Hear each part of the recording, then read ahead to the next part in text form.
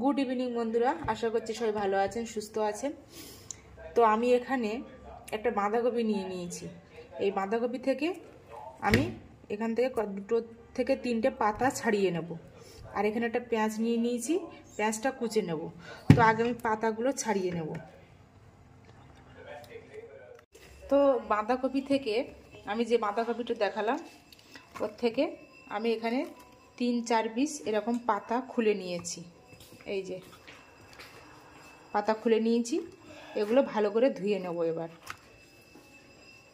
আমি এই বাঁধাকপির পাতাগুলো ভালো করে ধুয়ে রেডি করে নিয়েছি। আর এখানে কড়াইয়ে আমি গরম জল বসিয়ে দিয়েছি। অলরেডি জল অনেকটা গরম হয়ে গেছে।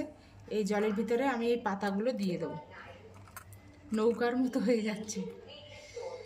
পাতাগুলো সব দিয়ে দেবো, দিয়ে ঢাকা দিয়ে দেবো। একটু সেদ্ধ করে নেবো গরম জলে। ওদিকে আমি বাঁধাকপিগুলোর পাতাগুলো সেদ্ধ করতে দিয়েছি। তার মাঝে আমি দুটো ডিম আর দুটো আলু সেদ্ধ করে নিয়েছি। বাঁধাকপির পাতাগুলো আমি তুলে নিয়েছি এক প্লেটে। আর এখানে যে ডিম আর আলু সেদ্ধ করে নিয়েছিলাম এই পাত্রে আমি এইভাবে ছোট করে কুড়ে নিতে হবে।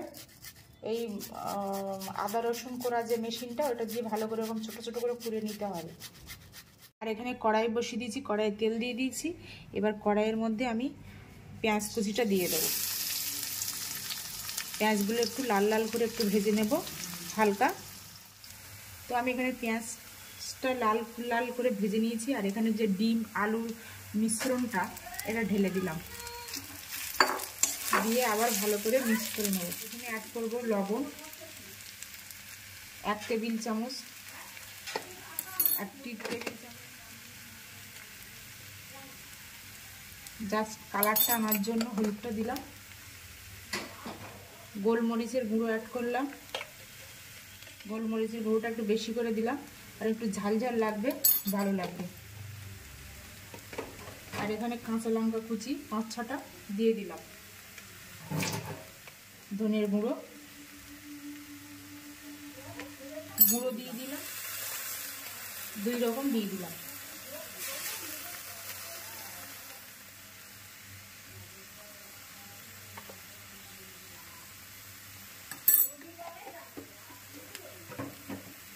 দিয়ে ভালো করে এটা মিক্স করব।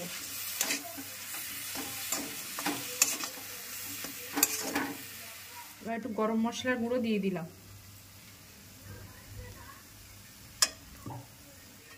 আর এখানে আমি আর একটা বোল নিয়ে নিয়েছি, এর ভিতরে দিয়েছি লবণ, হলুদ, গোলমরিচ আর একটু আলুর দমের মশলা। 4 রকম মশলা দিয়ে নিয়েছি। এবার দিয়ে দেবো বেসন। 200 গ্রাম বেসন দিয়ে দিলাম। সরি, এটা 200 গ্রাম বেসন। একটু মোটা করতে হবে লেইটা।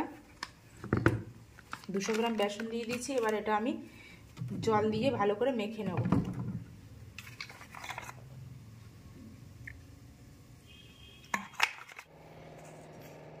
তো আমি এখানে রেডি করে নিয়েছি, পুরটা রেডি হয়ে গেছে এখানেই। আর এখানে যে আগে বাঁধাকপি পাতা সেদ্ধ করে রেখেছিলাম, এবার আমি এইগুলো সব একটা করে আলাদা প্লেটে নিয়ে নেবো। একটা করে করে আমি যেভাবে দেখাচ্ছি সেইভাবে করবেন। বাড়িতে সবাই করলে খেতে ভালো হবে। এখান থেকে আমি একটু করে পুর নিয়ে নেব, নিয়ে এরকম লম্বা করে দিয়ে দেবো।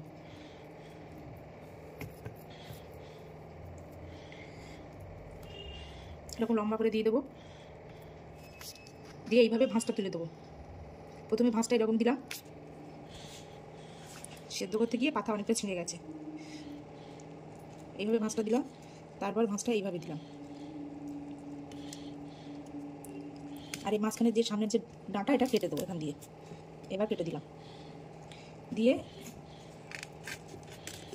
এইভাবে ভেজে নিতে হবে। সবগুলো এইভাবে তৈরি করে নিতে হবে একটা একটা করে।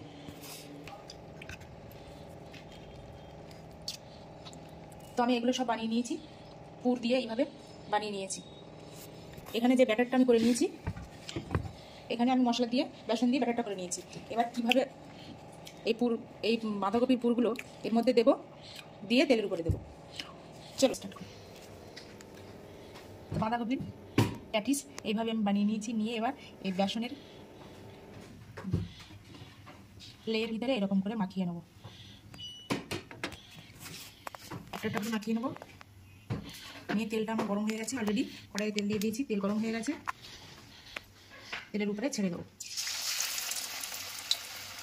আচ্ছা, এইভাবে মাখিয়ে নেবো।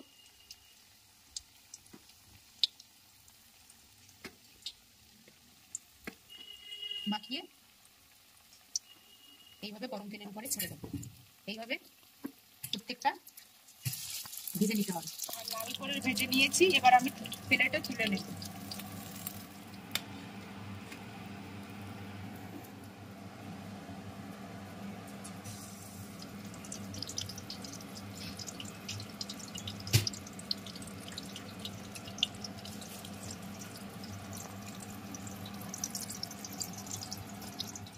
তো বন্ধুরা, আমাদের ক্যাবেজ প্যাটিস এখন সার্ভ করার জন্য রেডি হয়ে গেছে।